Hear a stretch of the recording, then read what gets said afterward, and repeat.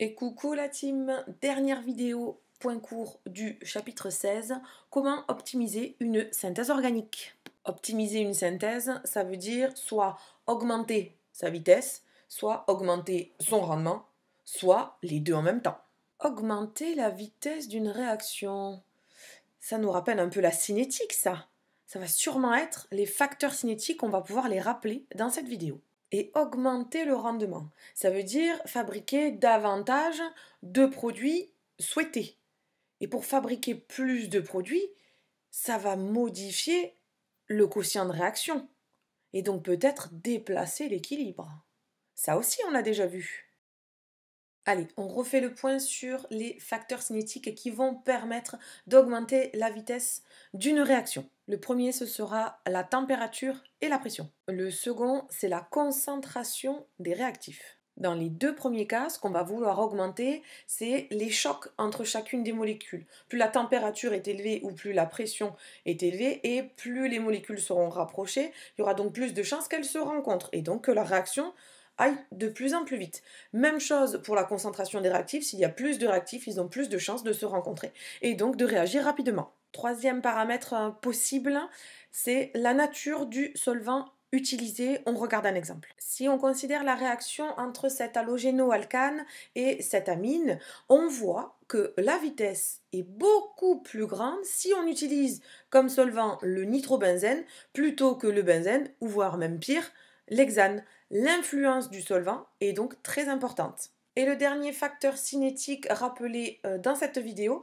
c'est l'utilisation d'un catalyseur. En synthèse organique, on va souvent, dès le départ, dès le prélèvement des réactifs, rajouter, une fois ces réactifs placés dans le milieu réactionnel, une petite quantité d'acide par exemple, ou une petite quantité d'une enzyme particulière qui va accélérer la réaction. Donc voilà 4 paramètres qui permettent d'influencer, d'augmenter la vitesse d'une réaction en chimie organique. On va maintenant se concentrer sur comment améliorer le rendement d'une réaction en chimie organique. Mais avant ça, on va se souvenir de la formule qui permet de calculer le rendement d'une synthèse.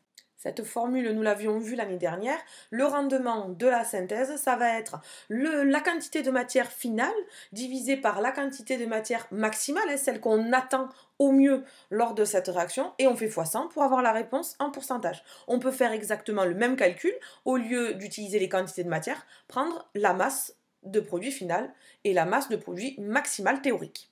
Du coup, si on veut améliorer le rendement, il va falloir qu'on augmente la quantité de matière finale de produit. Et évidemment, pour fabriquer davantage du produit qui nous intéresse, eh bien, il va falloir déplacer l'équilibre, déplacer la réaction dans le sens direct. Et tout ça, on l'avait déjà vu dans le chapitre 12.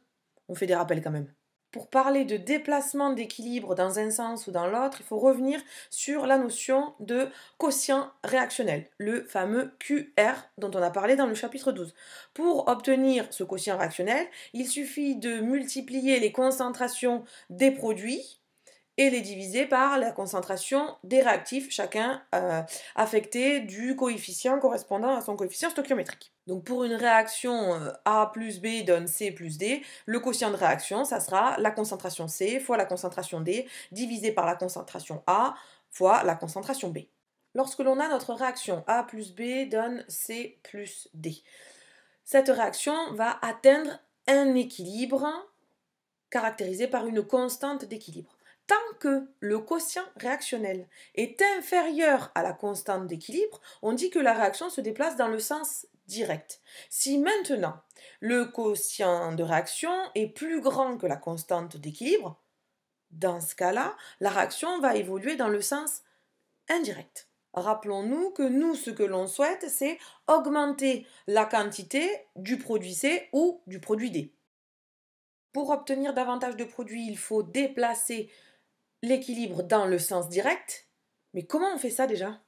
Si on regarde du côté des réactifs et qu'on veut déplacer l'équilibre dans le sens direct, il va falloir que l'on mette un réactif en excès. En mettant un réactif en excès, on l'a dit tout à l'heure, ça va augmenter la probabilité de choc efficace entre les différentes molécules, donc ça va favoriser l'évolution dans le sens direct. Et si on veut agir côté produit, pour encore une fois favoriser l'équilibre dans le sens direct, Eh bien, il va falloir qu'on élimine un produit du milieu réactionnel. Si on l'élimine, ça va diminuer la valeur du quotient réactionnel et donc ça va faire évoluer la réaction dans le sens direct. Et une des techniques pour retirer, pour éliminer un des produits du milieu réactionnel, c'est de réaliser une distillation.